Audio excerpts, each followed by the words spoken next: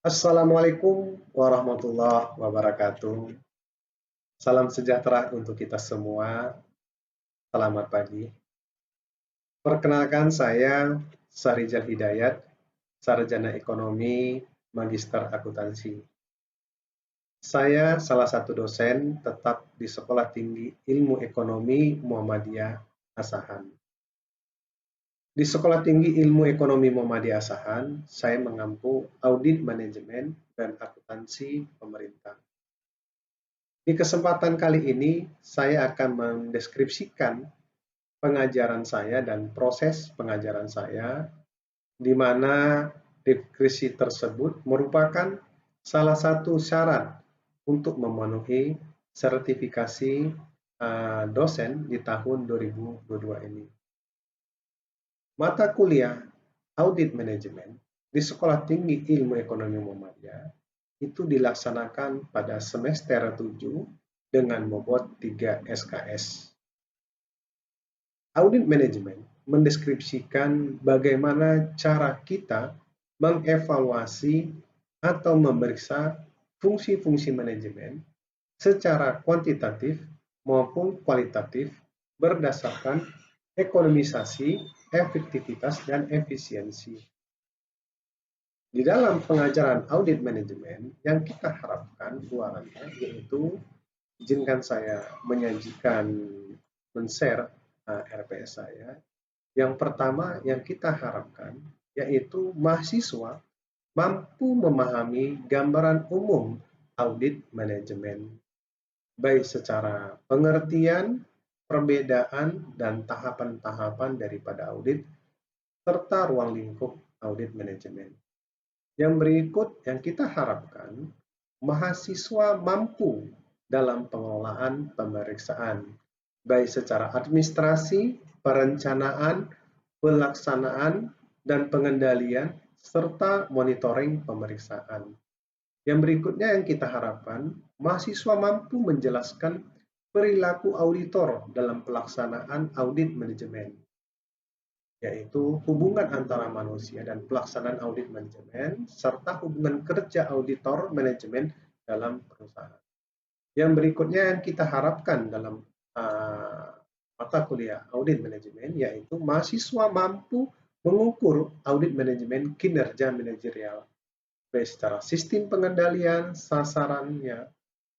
Yang berikutnya yaitu mahasiswa mampu menjelaskan audit manajemen fungsi keuangan, baik secara pengertian, ruang lingkup, manajemen keuangan, manfaat audit, dan strategi pendekatan audit manajemen fungsi keuangan. Yang berikutnya yaitu mahasiswa mampu menjelaskan manajemen fungsi pemasaran, baik secara pengertian, manfaat, ruang lingkup, serta strategi pendekatan. Yang terakhir yaitu yang kita harapkan dalam pengajaran audit manajemen yaitu mahasiswa mampu menjelaskan dan menyusun laporan hasil audit manajemen. Baik, terima kasih. Di dalam metode pengajaran saya di Sekolah Tinggi Ilmu Ekonomi Muhammadiyah Asahan, kita melaksanakan 14 pertemuan ditambah satu pertemuan ujian tengah semester dan satu pertemuan lagi ujian akhir semester, sehingga total pertemuan itu ada 16 pertemuan. Teknik pengajaran saya yang saya gunakan yaitu dengan metode DIA, delivery, di mana cara dosen untuk menyajikan atau memaparkan materi yang akan disampaikan, baik secara textbook maupun case study dan presentasi. Metode yang berikutnya yaitu interaction, di mana kita ketahui interaction ini yaitu bagaimana cara interaksinya dosen dengan mahasiswa dalam proses mengajarnya, baik di kelas maupun di luar kelas, maupun kita menggunakan fasilitas-fasilitas yang saat ini di mana kita menggunakan metode digitalisasi, baik secara Google Classroom dan Zoom, Meeting, maupun WhatsApp dan lainnya. Yang berikutnya, terakhir, metode yang saya gunakan yaitu assessment, di mana cara dosen untuk menilai proses mengajar kepada mahasiswa. Di pertemuan pertama, saya akan memaparkan kontrak perkuliahan, di mana di dalam kontrak perkuliahan ini akan dipaparkan aturan-aturan yang berlaku dalam proses belajar mengajar, baik cara penilaian, yaitu absensi, dan aturan-aturan lainnya.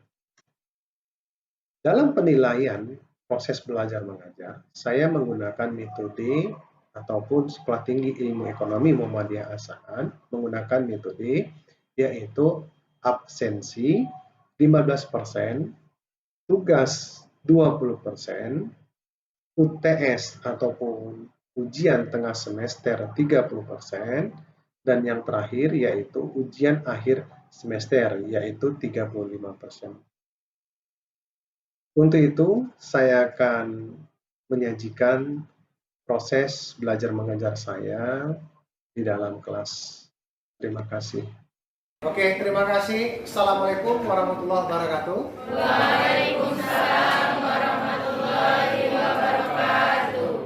Baik, di pertemuan kemarin kita sudah membahas tentang kontrak perkuliahan, di mana di kontrak perkuliahan itu kita paparkan aturan-aturan yang berlaku, baik itu absensi, bagaimana cara penilaian daripada proses belajar mengajar. Namun di kesempatan kali ini, pertemuan yang kedua ini, kita akan membahas sesuai dengan harapan kita akan membahas materi kita yaitu hari ini yaitu audit manajemen, dasar-dasar audit manajemen. Ya. Di materi ini kita di kesempatan ini saya akan membahas mengenai definisi audit manajemen, jenis audit manajemen, ruang lingkup, perbedaan audit manajemen dan audit keuangan, tipe audit, konsep dasar audit, kerangka kerja, tahapan audit, dan laporan audit. Ya, definisi audit. Jadi kita, apa itu audit manajemen? Jadi kalau kita pecahkan kalimatnya, ada kata-kata audit, ada kata-kata manajemen. Audit. Ya, siapa yang bisa menjelaskan ke Bapak apa itu audit? Silakan. Karena ada sini akuntansi, ada manajemen, apa itu audit? Sini ada audit, ada kata-kata manajemen. Audit itu adalah evaluasi atau memeriksa, investigasi, membandingkan. Sedangkan manajemen adalah, yuk, apa nih? POAC. Planning, organizing, updating, dan control. Oke, mantap nih, udah cantik, pintar lagi ya kan? Sama saya, siapa yang bisa menjelaskan ke Bapak apa itu yang dimaksud dengan manajemen? Manajemen itu terdiri dari POAC, yaitu P-nya itu planning, Ya. O-nya organizing, A-nya Ya. updating, C-nya itu controlling. Controlling. Oke, terima kasih. Ya, dari kata-kata audit dan manajemen kita sudah tahu bahwa audit itu adalah evaluasi, memeriksa, menginvestigasi, membandingkan. Sedangkan manajemen adalah perencanaan, organisasi, accounting, dan controlling, evaluasi. Jadi, audit manajemen itu apa? Ada yang bisa jelaskan ke saya? Dari pengertian suku kata, ada yang bisa merangkum apa itu audit manajemen? Ya, silakan. Kalau dari yang saya tahu, Iya. audit manajemen itu bagaimana kita membandingkan antara perencanaan yang sudah terorganisir, Iya. lalu dilakukan, lalu bisa kita kontrol. Iya, oke, terima kasih. Ada lagi yang lain? Silakan. Jangan diam aja. Cuma sariawan. Ketawa jangan ditahan. Oke, ada lagi yang lain. Apa itu audit manajemen? Audit manajemen. Audit manajemen adalah mata kuliah yang mengajarkan ke kita bagaimana cara kita mengevaluasi atau memeriksa. Apa yang kita periksa? Manajemen. Apa yang kita periksa? Fungsi-fungsi daripada manajemen. Apa fungsi manajemen? Yang katakan Rafika tadi, fungsi daripada manajemen adalah salah satunya adalah perencanaan. Apakah perusahaan itu merencanakan itu sudah sesuai? Nah, dasarnya apa indikatornya? Indikatornya adalah ekonomisasi, efektivitas, dan apa? Efektivitas dan efisiensi. Jadi ada 3 indikator kita bahwa audit itu sudah terlaksana. Jadi audit manajemen sekali lagi saya katakan adalah mata kuliah yang mengajarkan ke kita bagaimana cara kita mengevaluasi, memeriksa. Apa yang kita periksa? Fungsi daripada manajemen tadi. Organisasi. Apakah organisasi kita katakan adalah struktur organisasinya? Apakah struktur organisasi yang ada di perusahaan itu sudah sesuai yang kita harapkan? Apakah sudah ekonomisasi, efektif, dan efisiensi? Ada struktur organisasi terlalu banyak. Wah, ini kan sudah memakan tidak ekonomis. Kenapa? Setiap kita bentuk struktur organisasi pasti ada tunjangannya, kan gitu kan? Maka dia tidak ekonomis. Maka kita harus persempit atau perkecil lagi. Jadi kita sudah tahu bahwa audit manajemen itu adalah mengevaluasi fungsi-fungsi daripada manajemen. Oke, selanjutnya ada istilah-istilah di dalam audit manajemen. Yang berikutnya yaitu adalah manajemen audit, perform audit, operational audit, dan system audit, dan value for money. Inilah istilah-istilah yang lain. Jadi ada yang bilang audit manajemen, Pak, sama nggak audit manajemen dengan manajemen audit? Sama. Apakah audit manajemen itu sama nggak dengan value for money? Sama. Itu hanya sebatas istilah. Laki-laki dan pria. Nggak ada wadah. Nggak ada kan? Nggak ada. Oke, kita lanjutkan. Jenis audit dan perbedaan secara umum. Berapa jenis audit? Ternyata audit itu ada jenisnya. Ada macam-macam. Yang pertama ada financial audit. Apa itu financial audit? Speak English. Finansial keuangan. Audit adalah pemeriksaan. Jadi financial audit adalah pemeriksaan keuangan. Dari pemeriksaan keuangan ini tujuannya apa?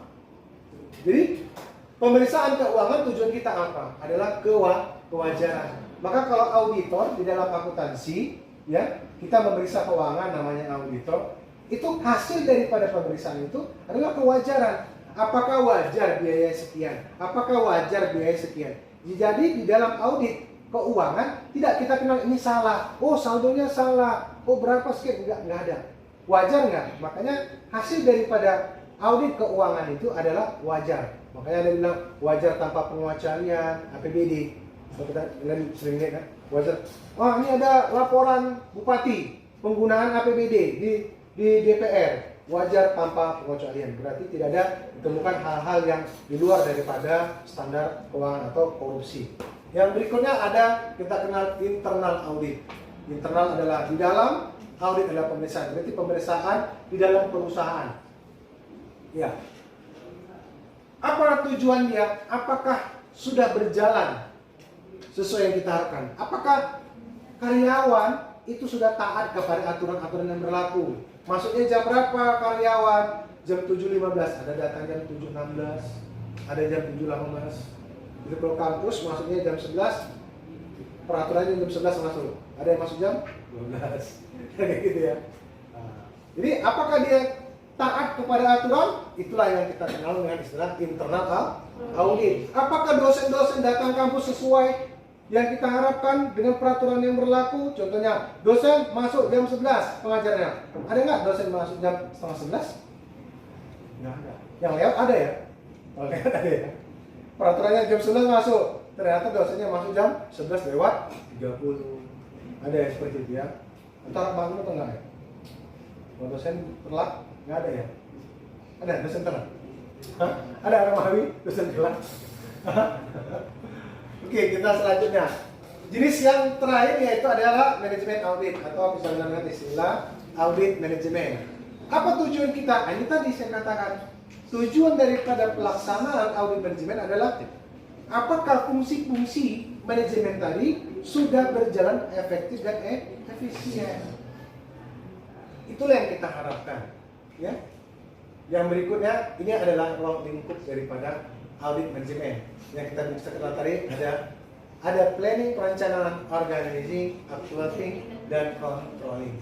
Jadi audit manajemen, apa yang diauditnya, apa yang diperiksa adalah audit pengadaan contohnya. Pengadaan apa? Pengadaan barang. Apakah sudah sesuai dengan yang kita harapkan, sesuai dengan prosedurnya? Pengadaan kursi, contohnya pengadaan kursi. Apakah perlu kita ganti kursinya ini dengan yang lebih bagus? Kalau ini memang masih bagus, ya nggak perlu. Nanti kita beli yang bagus lagi, kan mubazir yang ini. Nah, apakah sudah efektif dan efisiensi? Apakah kita beli yang bagus lagi, sedangkan ini masih bermanfaat? Berarti dia tidak ada ekonomisasinya, tidak bersifat ekonomis, beli yang mahal-mahal kan gitu. Oke, yang berikutnya ada audit produksi dan operasi. Jadi kita periksa bagaimana produksi itu. Apakah sesuai yang kita harapkan? Kalau umpama kita produksi, kita katakan produksi kita ada produksi apa kira-kira ya, mobil dengan mesin yang kira-kira 10 menghasilkan berapa produk. Apakah sudah sesuai yang kita harapkan atau tidak? Yang kedua, operasinya. Yang berikutnya, audit manajemen. Bagaimana prosedur perjalanan pemasaran itu? Apakah sudah sesuai yang kita harapkan? Ini. Yang berikutnya adalah pemeriksaan dari sistem kepastian dan kualitas. Nah ini, kayaknya ada internal kontrol periksanya nih. Ya, kalau kita lihat ya, perusahaan elektronik kan dia periksa, udah siap produknya. Contohnya kayak Vivo, pernah lihat nggak di YouTube itu? Dicoba dan dijatuhkan berkali-kali. Itu apa? Ya ini termasuk daripada audit manajemen. Namun audit dia sistem kepastian kualitas. Wah ini pivotan banting. Coba dicoba itu berkali-kali dibanting. Coba dia ada di YouTube tuh. Bisa dilihat. Berkali-kali. Itu apa? Itulah dia internal auditnya. Dia melihat sejauh mana kualitas, benar nggak nih kualitasnya. Berapa kali dia jatuh. Seperti itu. Walaupun karena kita tidak harapkan kan jatuhnya, ya seperti itu. Ini dia. Lalu yang berikutnya audit SDM, sumber daya manusia. Apakah sumber daya manusia itu sudah sesuai yang kita harapkan? Contoh, kita kerja di perusahaan bengkel. Apakah SDM itu sudah sesuai yang kita harapkan? Contohnya apa? Dari segi kualitas dia. PT, contoh PT Honda, kita mau servis kendaraan. Tiba-tiba dia, bang, servis bang, ya, dia buka mesin-mesinnya. Tapi dia lupa di mana posisi baut. Apakah dia profesional? Wah, kok nggak bisa ditarik-tarik juga, tarik-tarik juga kan? Nah, ini kan bahaya. Jadi kualitas tidak ada, SDM tidak ada. Pas kita tanya, selama ini kamu kerja apa? Jual ayam pak. Jual ayam. Loh, jangan bengkel. Nah, jadi kita butuh SDM yang sesuai dengan kita harapkan kompetensi dia. Kan nggak mungkin lah sarjana ekonomi, ya kan? Tapi tiba-tiba kerja jadi di bidan. Itu konsultif ya, mas. Ya kan gitu kan? Nah, seperti itu dia. Baru ada audit sistem informasinya. Bagaimana memberikan informasi-informasi yang ada, apakah melalui internet, apakah mail, ya seperti brosur-brosur atau seperti spanduk, seperti itu. Baru ada audit manajemen lingkungan. Ya ini berhubungan dengan AMDAL, analisis dampak lingkungan. Contohnya apa? Pada saat kita nanti membuat perusahaan, apakah perusahaan itu berpengaruh dengan lingkungannya? Contoh kita mau bangun pabrik kelapa sawit. Itu harus jauh daripada pemukiman. Kenapa? Ada yang jawab? Kenapa? Tidak tercemar karena ada limbahnya. Jadi kita harus menggunakan audit manajemen di bidang audit manajemen lingkungannya. Dibangun diskotik di samping rumah kita penduduk. Ada perumahan dibuat diskotik di situ. Kemana? Wah, jadi kita harus memiliki audit manajemen di lingkungan. Yang berikutnya adalah audit keuangan dan pajak. Pelaporan, mengkomunikasikan hasil audit termasuk rekomendasi. pihak yang berkepentingan, laporan komprehensif, menjadikan teman penting hasil audit yang mendukung kesimpulan audit. Jadi setelah diperiksa di audit rinci, maka dibuatlah pelaporannya dalam bentuk rekomendasi. Maka dipanggillah manajer, Pak manajer, inilah hasil daripada evaluasi saya atas fungsi-fungsi manajemen yang ada di perusahaan Bapak. Maka diambillah kesimpulannya, dicarilah titik temunya atau diambil kebijakan. Dan berikutnya tahap audit yang berikutnya adalah tindakan lanjut. Ini tadi mendorong pihak yang berwenang untuk melaksanakan tindak lanjut perbaikan sesuai dengan rekomendasi. Jadi dipanggillah manajer, oh nih divisi SDM nih kelemahannya, oh ini divisi pemasarannya kelemahannya, oh ini divisi penjualannya seperti ini, ya. Inilah tahapan-tahapan yang ini. Oke. Ini laporan auditnya. Oke. Selesai. Sampai di sini kira-kira ada yang mau ditanyakan? Silakan. Oke. Silakan Rafika. Kamera Isan. Ya. Oke, terima kasih. Kira-kira ada yang mau ditanyakan? Silakan. Oke, silakan Rafika. Baik Pak, izin bertanya. Iya. Tadi Bapak jelaskan bahwa audit manajemen itu Iya. mengevaluasi Iya. perencanaan yang ada dalam manajemen. Iya, benar. Nah, jadi pertanyaan saya, Iya. apa saja faktor yang mendorong dilakukannya kegiatan audit manajemen? Oke, terima kasih. Jadi Rafika bertanya, apa dasar seorang manajer di perusahaan itu melaksanakan auditnya? Ya, salah satunya mungkin dari keuangan atau non keuangan, kebijakan. Dan seperti saya katakan tadi, dari keuangan, laba kenapa semakin menurun ya? Kemarin tahun lalu laba itu bisa stabil atau meningkat. Tahun ini kenapa menurun? Ada apa ini? Nah, setelah dibuat audit ternyata karyawan produknya malas-malasan, telat masuknya. Nah, contohnya apa lagi? Kerja merokoknya 2 jam, kerjanya setengah jam. Ada kan seperti itu kan? Ya kan? Tunggu ya, buat bangunan, sama perumahan, buat real estate. Wah, rokoknya 10 jam. Masternya cuma 1 jam. Seharusnya perumahan itu cepat selesai, tidak sesuai yang kita harapkan. Maka dibutuhkanlah audit. Yang berikutnya, kenapa karyawan itu malas bekerja? Datangnya telat, disuruh malas. Kenapa? Setelah diadakan audit, ternyata gajinya kecil. Nah, jadi dari audit itulah kita, dari dasar-dasar itu tadi, maka kita ambillah keputusan. Dari audit manajemen tadi, oh ini harus diperbaiki. Oh, gajinya harus naik. Oh, produksinya harus ditingkatkan. Dengan cara apa? Kita lihat kelemahan-kelemahan yang lain. Kenapa produksi tidak meningkat? Oh, ternyata mesinnya sudah minta ganti. Sudah ngos-ngosan mesinnya, udah tua, dipaksa dia. Contohnya kita beli kol diesel. Hari ini kita beli motor kol diesel angkat tanah. Oke lah, mungkin berapa ton dia bisa bawa. Tapi kalau 10 tahun yang akan datang, dengan mobil itu juga, bisa Anda bayangkan, bisa nggak dia membawa 10 ton lagi? Belum tentu kan? Masih muda, Armawi, berapa barbel diangkat, berapa kilo? Bisa 100 kilo. Semakin tinggi umurnya, semakin bertambah umurnya, semakin 70 tahun umurnya, bisa di atas 100 kilo lagi? Ya tidak, makanya itulah gunanya audit tadi, mengevaluasi. Gimana kelemahannya? Kenapa laba ini menurun? Kenapa karyawannya malas-malasan? Kenapa produksinya tidak sesuai yang kita harapkan? Maka kita buat audit tadi. Nah, seperti itu. Oke, terima kasih. Ada lagi yang lain? Silakan. Ya, silakan Armawi. Izin Pak, saya Ya. ingin bertanya. Iya.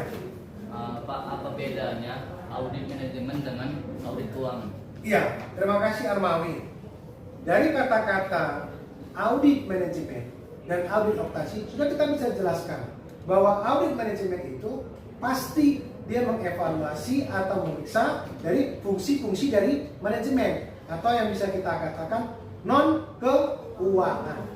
Sedangkan audit akuntansi atau audit keuangan sudah jelas dia bersifat finansial. Maka dia periksa tentang keuangannya, bukan tentang kebijakannya. Ya, yang hasilnya nanti dari laporannya bahwa audit manajemen hasil dari laporannya adalah rekomendasi.